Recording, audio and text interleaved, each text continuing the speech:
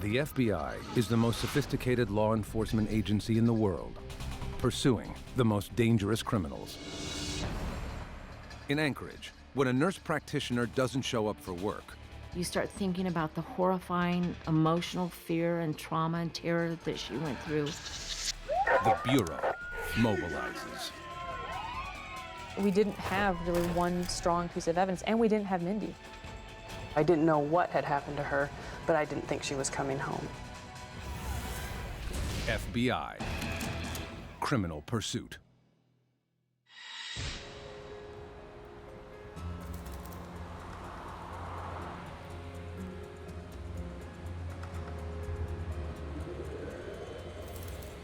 August 4th, 2007.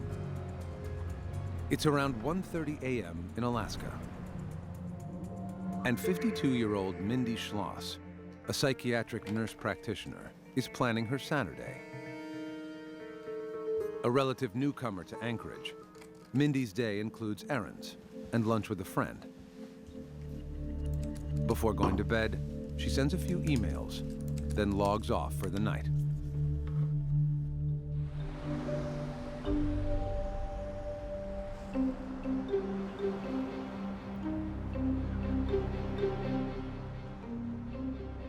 Saturday when I called her, there was no answer. And then on Sunday, her cell phone was full, not taking messages, and that was not like Mindy. Jerry Yett has been best friends with Mindy for 18 years and knows everything about her, including her favorite pastime. Mindy had a Jones for picking blueberries. That's all I can say. It was something she was obsessed with, and that was a very common present you would get from Mindy. Jams or cheesecakes with blueberries in them, bundt cakes with blueberries in them. Jerry often goes to Mindy's house to take care of her cat while Mindy's away. This Monday, something is off. When I got there, the door handle on the door seemed a little loose, but it was locked. There were bills that were half made on the table. There was an empty wine bottle sitting in the kitchen, and it just looked different. And so I called her supervisor and said I hadn't been able to contact Mindy, Mark. and she said, well, she didn't show up for work this morning. Okay, thanks.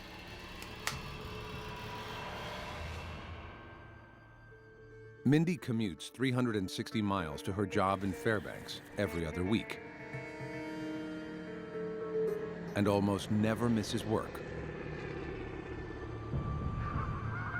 Concerned, Mindy's boss calls the Anchorage Police to report that she might be missing. Anchorage Police. For her to not show up when she had patients scheduled, she would never do that. Police immediately do a routine check of Mindy's house, looking for anything suspicious, but there are no signs of forced entry. Then, Mindy misses work again on Tuesday. Her boss makes another call to Anchorage Police. I was on my way home one night, and the sergeant of our unit called and said that we had a suspicious missing person and asked if I could come back in and work on the case. Detective Pam Pernew has worked homicide for the last 5 years and knows something's amiss. She was a very responsible, reliable person that took commitment very seriously and had never been out of contact for this long.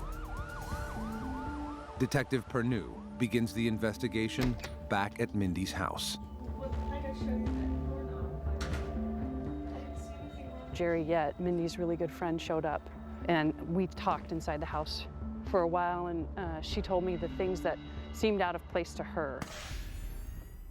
I noticed the garage was empty, and one of the things that Jerry said was that her car should be in the garage. It was uncharacteristic of Mindy to drive her car to the airport or anything like that. Jerry wants to believe that her friend is okay. But a check of Mindy's airline records reveals that she never even boarded the plane. Detective Pernew is certain that something sinister has taken place. Something had happened to her. I didn't know what had happened to her, but I didn't think she was coming home.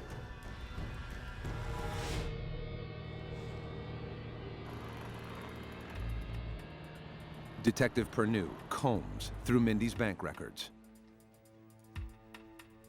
You just kind of can look at someone's bank information and figure out if things are normal in their life at that point, or if things are unusual and something's wrong. She notices suspicious activity on Mindy's statements. 2 $500 ATM withdrawals from 2 different banks, the day after Mindy disappeared. They said that it was unusual for her to withdraw cash, and the cash withdrawals were in the early morning hours. Detective Pernew reviews surveillance footage from the Wells Fargo and Credit Union 1 banks, taken in the early hours of the morning. What she sees next confirms that it wasn't Mindy taking out the cash. And it was a white male, and he had a bandana pulled up just under his eyes, and he had a hat on, a baseball cap on. It looked like he was trying to disguise who he was. Detective Pernew is now certain Mindy is in danger. She needs help fast, and knows the most relentless investigators of murder and money are the FBI. She contacts Special Agent Mike Thorson. He hits the ground running, starting with the only lead, the bank videos. The first time I took a look at that video coverage from the Wells Fargo bank, I knew that something had happened to Mindy. Agent Thorson analyzes footage of the first transaction at Wells Fargo. From the left, you can see a white male standing outside, appears to be doing something, walks into the bank, walks straight up to the ATM machine. You can see he's wearing a bandana, wearing a blue puffy style jacket, backpack, and you just saw that he pulled down the bandana, revealing his mouth and his nose. He's conducting a balance inquiry into the account. The ATM then displays that that account has approximately $20,000 in it. That same man leaves and returns to the ATM 4 times. Agent Thorson deduces that Mindy's card had become trapped in the machine. My belief was that he was trying everything that he could to get that ATM card back because he knew there was $20,000 sitting in a bank account that he just lost his access to. Agent Thorson fast forwards through the video and gets a break. A possible witness at the Credit Union 1. We saw a person going into the bank that was not wearing a disguise, walked in the bank, performed his transaction, received his money, and then exited the bank. Agent Thorson begins trying to identify the witness. But it's going to take time to track him down. And with so little to go on, Mindy's time may be running out. I think I knew at the time she disappeared. My heart said there's not going to be a good outcome.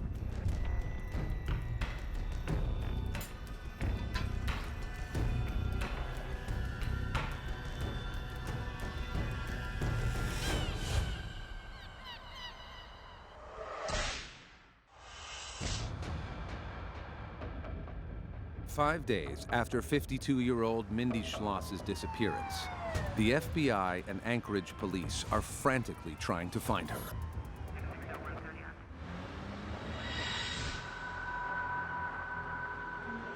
Special Agent Jolene Godin is questioning everyone who has crossed Mindy's path. We were looking at family, we were looking at friends, we were looking at basically anybody who knew her that would have had access to her that day, would have had a motive to do something to her.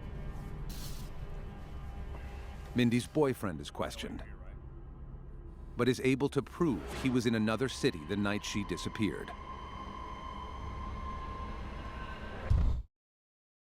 Investigators also learn that Mindy was getting bids from contractors to do work on her home. She had some home repair, remodeling type things that she was in the process of getting started on. One worker was the last person to see Mindy in her home before she disappeared. Another worker turns out to have a criminal record. Could one of the workers have killed Mindy and stolen her debit card?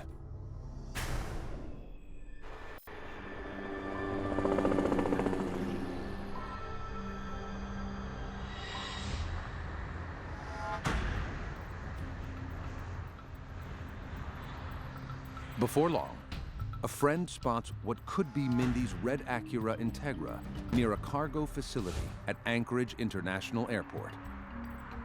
Just driving down the street, happened to look over, pulled in, compared the license plates, and sure enough, it turned out to be Mindy's car. FBI agent Mike Thorson and his team think they're onto something when they find surveillance video of the parking lot.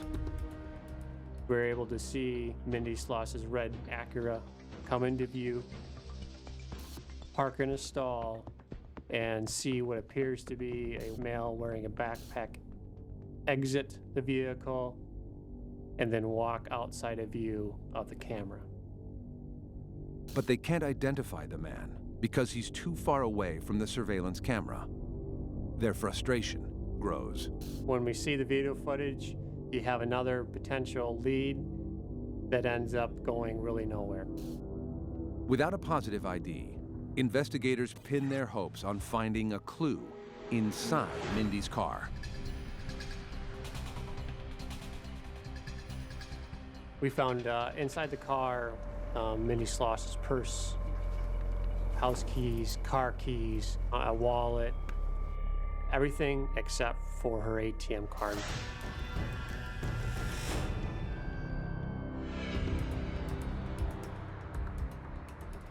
They also gather forensic evidence, which they hope will tell them who was driving Mindy's car. But the results will take weeks. And the FBI doesn't have that kind of time. Special Agent Jolene Godin reaches out to Washington, D.C. We contacted our evidence response team unit out of headquarters and then asked them if they would deploy the human scent dogs as well as cadaver dogs out to Anchorage to assist. Supervisory Special Agent Rex Stockham helped create the Bureau's Forensic Canine program in 1999. He makes the decision to assist the Anchorage unit in their search for Mindy. The decision to bring 5 dogs was pretty simple for us. We had a lot of square miles, if you will, to cover, both looking for the body and looking for the offender. As the FBI readies its dogs, Anchorage PD canvasses Mindy's neighborhood. Detective Pam Pernew goes door to door, asking residents if they've seen anything unusual. They all mention Mindy's next-door neighbors. Every single house pointed to this house, saying that this house had a lot of young people that were living in it, that it was loud, there were parties, people coming and going at all hours of the night.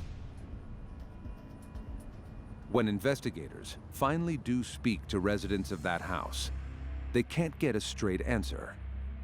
They'd just be very evasive about who all lived in the house, how many people lived there, anything having to do with who was in that house. Why are they hiding something? What is it? What's going on that they're not willing to really talk about who's there?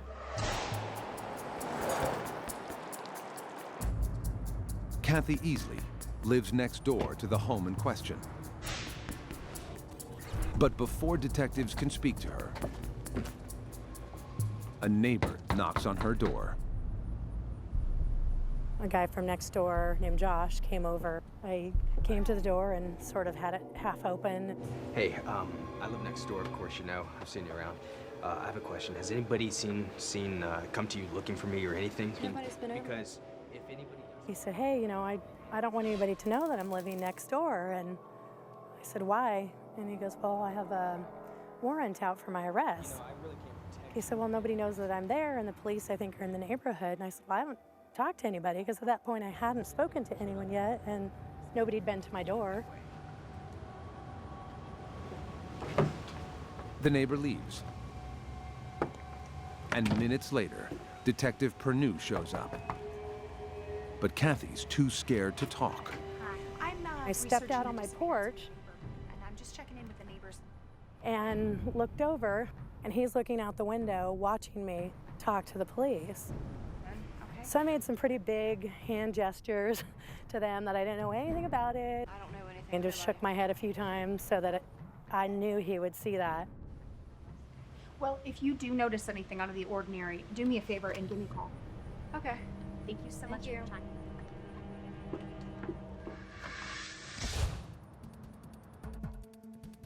Later, Kathy calls Detective Pernew and leaves a cryptic message. She says she doesn't want to be interviewed at home because she's afraid of her neighbor. Turns out, she has good reason to worry. He's watching her every move. You could hear when somebody walked up on the porch. So I kind of walked through to see who was on the porch. Josh from next door was standing there, and I kind of watched, and he just stood there on my porch for a couple of minutes, and he didn't knock again. He didn't do anything, you know, he just kind of stood there. Detective Pernew assigned surveillance to the house. Eventually, she gets a full name, 27-year-old Joshua Wade. Investigators suspect that if Wade doesn't have anything to do with Mindy's disappearance, he might know who does.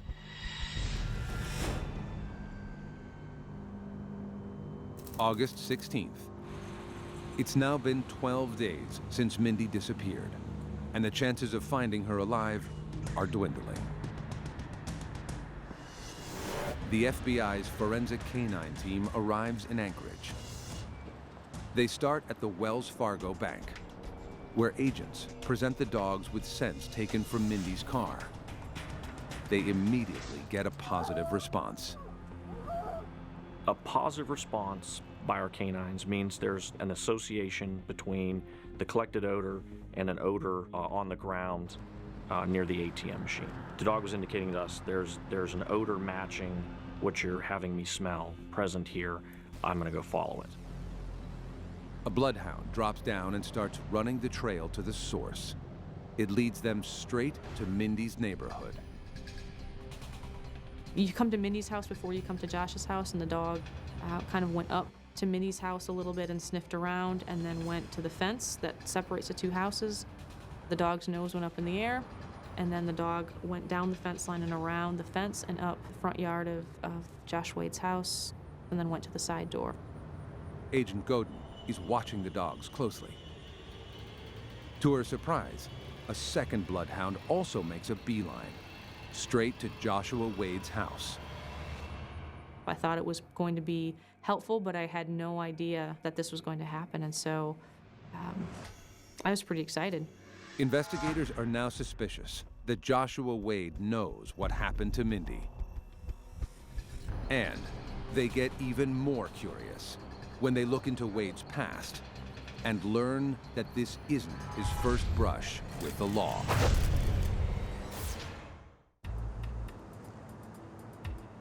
August 12th, 2007. It's been nearly 2 weeks since anyone has heard from 52-year-old Mindy Schloss, and hopes are dwindling that she's still alive. We knew that something had happened to her. We just didn't know if it was an accident or if somebody had hurt her. Agents refocus their investigation, going back to Mindy's friends and construction workers, people they had previously questioned. None of the leads pan out. We ruled out the roommates. We were able to rule out the contractors that had recently been at Mindy's house. We were able to rule out Mindy's close friends. But there is one person of interest, 27-year-old Joshua Wade, that they don't rule out. Especially when they learn he's been linked to another missing woman.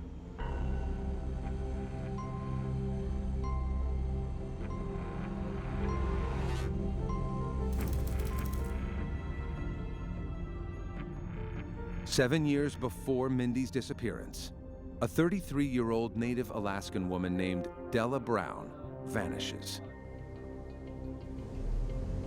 She was a very outgoing person, a very likable. I mean, she could strike up small talk with just about anybody. That's just the type of person she was.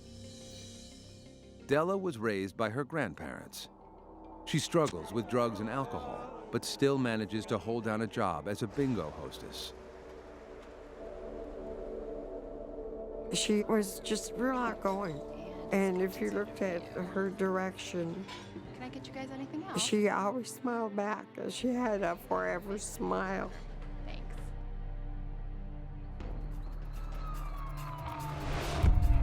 On September 2nd, 2000,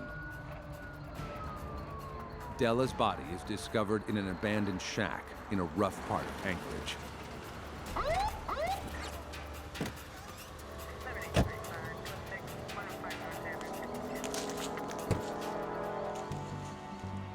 The shack is known around town for drug use, gambling, prostitution, and tonight, murder.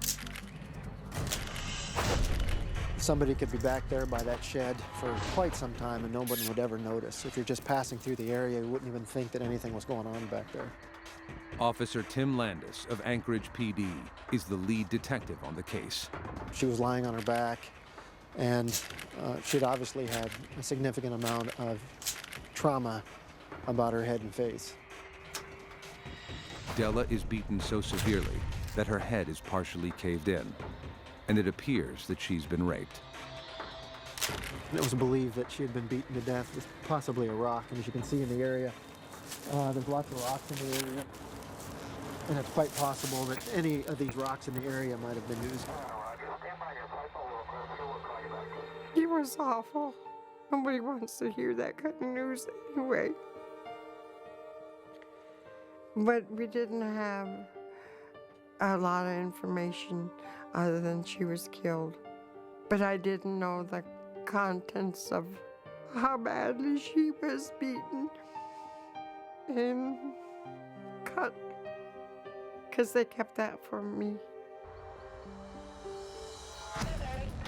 Detectives have little to go on and scramble to keep the case from going cold. It was very frustrating because we were investigating all the leads that we could find, and it just seemed like they led nowhere. Until they get a surprising tip.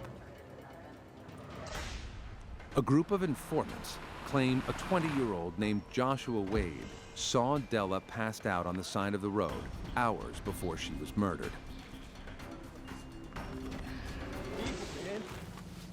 They say he later killed Della in cold blood,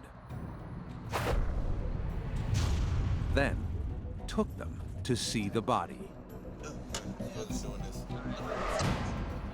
Josh showed up, and he was excited, was sweating, had what appeared to be blood on the front of his hooded sweatshirt. And at some point during that time, Josh was saying, "Hey, come over here, I want to show you something," and took him to the shed and showed him the body. This. Yeah.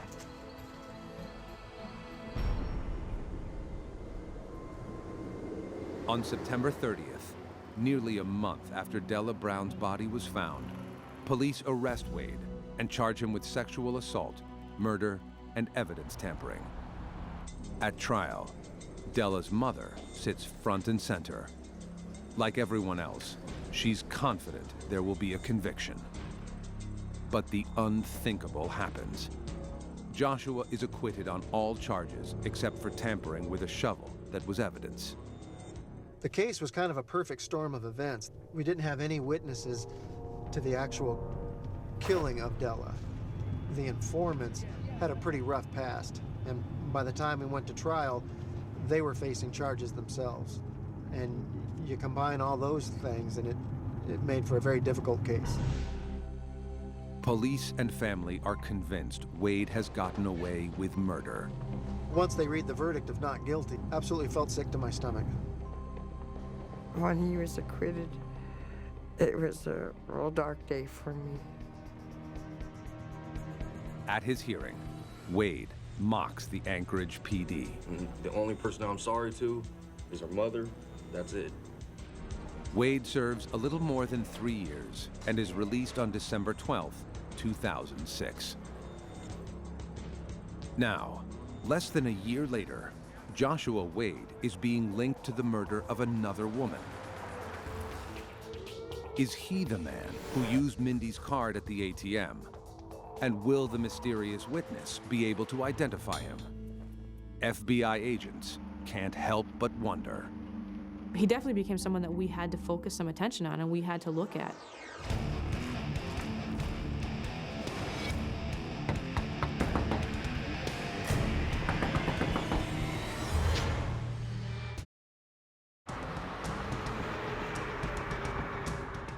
A year after his release from prison for evidence tampering in the murder of Della Brown, the FBI is now questioning Joshua Wade's role in the disappearance of Mindy Schloss. Even though he did have some past history in the state of Alaska with his acquittal on the brutal murder of Della Brown, we still could not specifically target Joshua Wade because we had no idea whether he was involved or not. For weeks, Special Agents Mike Thorson and Jolene Godin have searched for a witness they saw on the Credit Union 1 ATM footage. They hope the witness will give them the break they need and identify the man using Mindy's ATM card.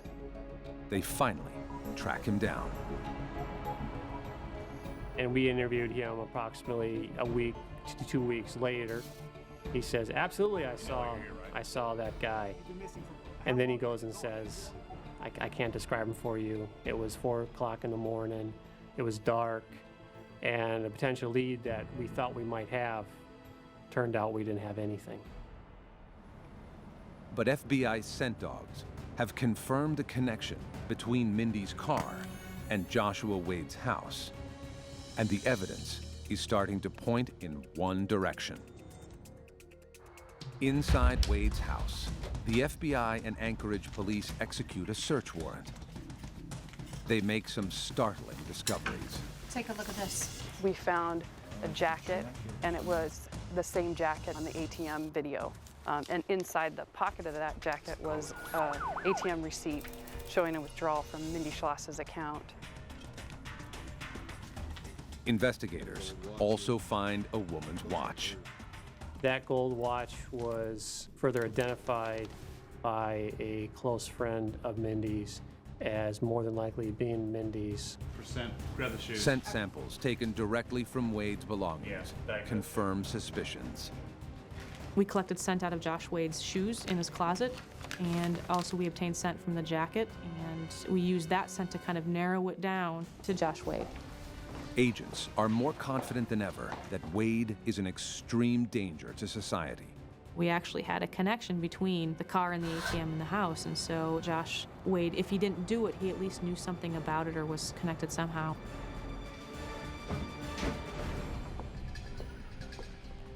Agents scramble to put Wade behind bars as quickly as possible. With no body, they still don't have enough evidence to bring murder charges against him. But they do have enough to pursue bank fraud and aggravated identity theft charges. Aggravated identity theft. Had a 2-year mandatory minimum sentence. And what that is, you're using Mindy Schloss's ATM card in a manner that involved violence. 2 years should buy agents enough time to find Mindy, who is now presumed dead, and to build an airtight murder case. But first, they have to locate Joshua Wade. Unfortunately, there's a catch. He's gone into hiding. On August 29, 2007, more than 3 weeks after Mindy vanished, a federal arrest warrant is issued for Wade, and the biggest manhunt in Anchorage history gets underway. Trying to find Joshua Wade turned out to be a difficult task. APD and FBI hit the streets, tried to find him almost on a daily basis, discovered that we were minutes, hours behind where he had just been. Wade's father, Greg, is overwhelmed. I wanted so much to believe I may have been wrong and he may not have committed the first homicide. And then here another woman ends up missing that's had contact with my son. I was just devastated. He makes a public appeal to his son. I love him. I love you, Josh. I want you to turn yourself in.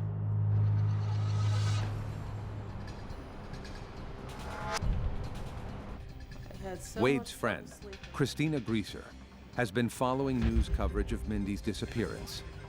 She's horrified when she sees the ATM surveillance footage. My daughter had pointed out, she goes, "Oh my God, looks like he's wearing a backpack." And she was like, "Oh my God, I gave him a ride today and he left his backpack in my car." They rush out to the car and look inside Wade's bag.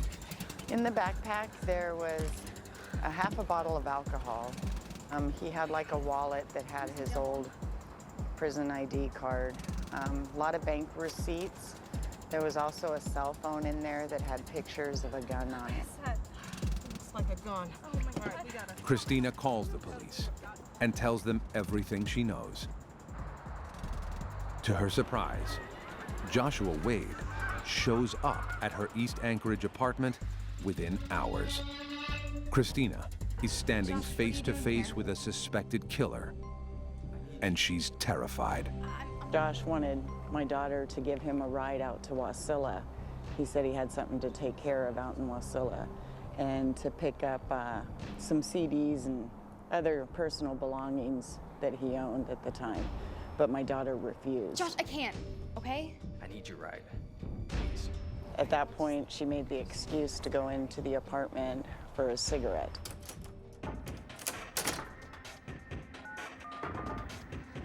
When she made her phone calls, words ensued with both of them, and he got angry and ended up leaving. Christina calls Anchorage Police just as Wade flees to a nearby apartment. She was following him on foot with her cell phone, giving updates to the SWAT team members as to where he was. Hey! He knocks on the door of an apartment and asks to use the phone, then pushes his way in. Hey, what are you doing? Sit down, dude. Hey, sit down. Don't even mess with me now. There were a brother and sister that lived in the apartment, and he eventually let the brother leave, and the sister stayed in the apartment.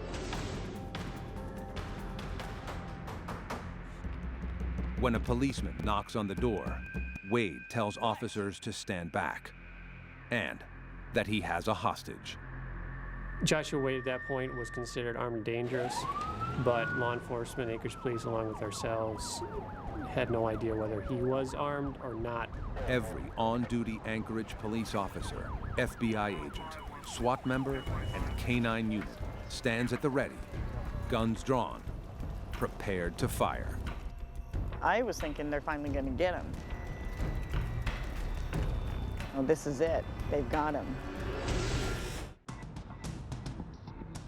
On the morning of September 2nd, 2007, residents of a sleepy East Anchorage apartment complex awake to SWAT teams banging on their doors.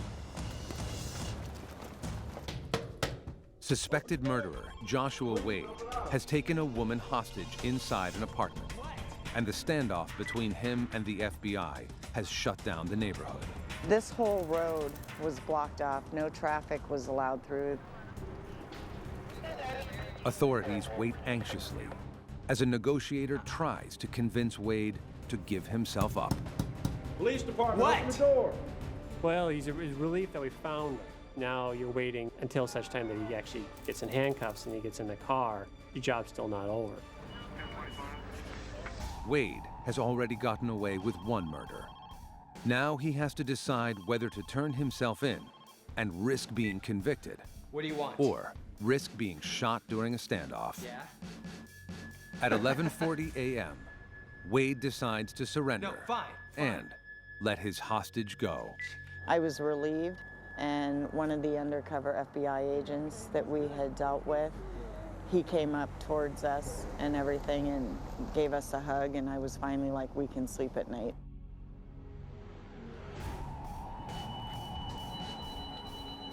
Officers cuff Wade and take him to FBI headquarters for questioning.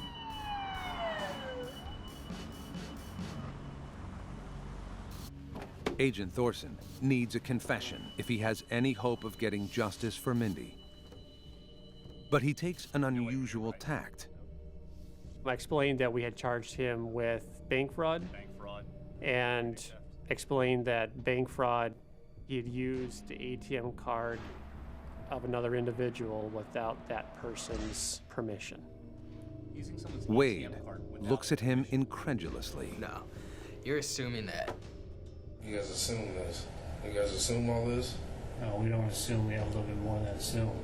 I mean, we actually talked to Mindy, you know. What'd you just say? They said we talked to Mindy. You guys trying to play games with me, man? I stated we had spoke with Mindy Schloss, which was not true. We had not spoke with her. He almost smiled and smirked. That's when he said, you both with me. Agent Thorson is certain Wade knows exactly what happened to Mindy. When he smirked and smiled, to me, she was dead. Joshua Wade is transferred to the Anchorage jail. On September 11, 2007, he is indicted on fraud charges. It's now been more than a month since Mindy Schloss disappeared. Without a body, agents can't build a murder case against Joshua Wade. Then, on September 13th, a workman reports a gruesome discovery about an hour north of Anchorage.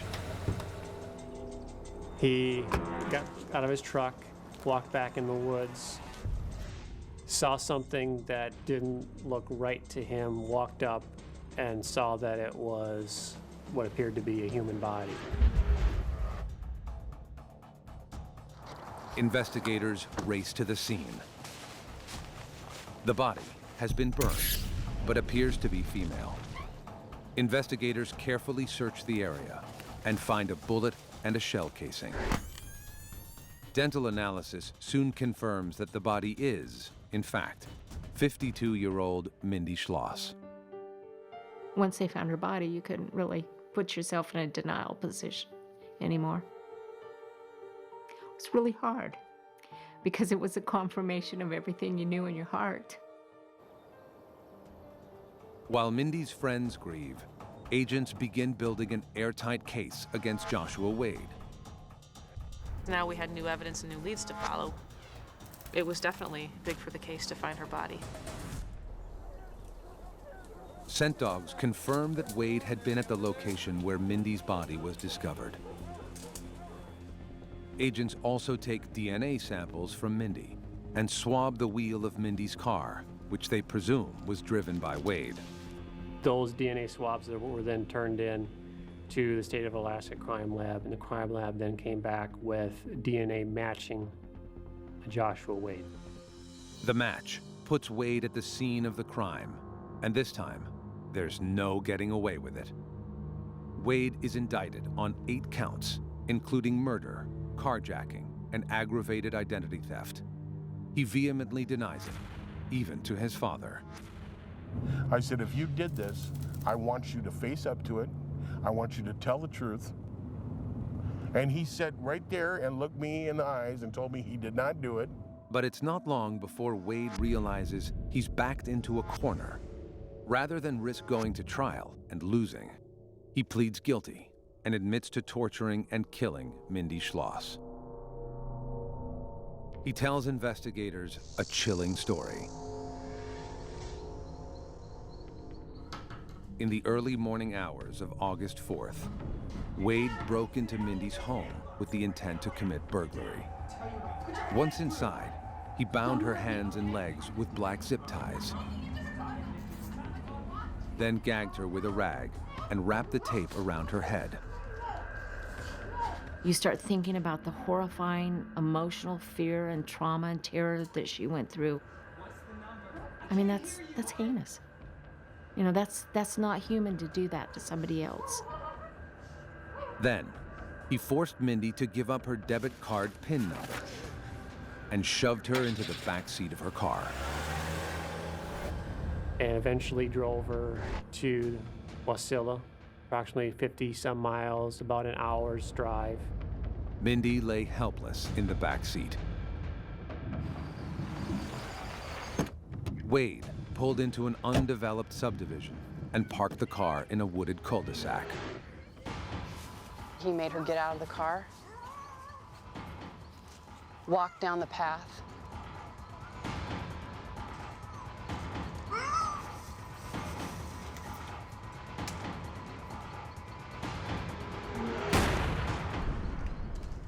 He shot her in the back of the head. Wade returned to Mindy's home and tried to conceal his crime. He made her bed, he stole her watch, and dumped her car at the airport. In the days after the murder, he withdrew cash from Mindy's accounts, then returned to the woods to burn Mindy's body. I think he had an innate anger and a viciousness, and the demons would come out, and he could not control that anger and hatred towards other people, and especially towards women. After admitting to Mindy's murder, Wade strikes a deal with prosecutors. If he also confesses to Della Brown's murder, he will be spared the death penalty for his crimes. Now everybody was gonna know who killed Della. I always knew in my heart who killed Della, but he was going to admit it. I mean, I could have almost walked on air that day. At his sentencing hearing, Wade reads an 11-minute statement. And friends. I'm kind of glad I got caught. And did you murder Della Brown, Mr. Wade? I am admitting to the murder and the murder alone of Della Brown, Your Honor. Wade is sentenced to 99 years in prison without parole for the murder of Mindy Schloss. You want someone to admit they're wrong, but it didn't bring Mindy back, and it didn't bring Della back. I'll always have that loss. This monster that could just take somebody out in the woods and shoot them in the back of the head resembles nobody that I knew. Nobody. For FBI agents and Anchorage Police, there is relief that justice has been served for not just one, but two women. Joshua Wade was definitely a serial killer in the making, in that he had no regard for human life. He admitted to killing two women that he didn't know. They had never crossed him. Two very innocent women. And so I think we definitely got somebody off the street that needed to be off the street.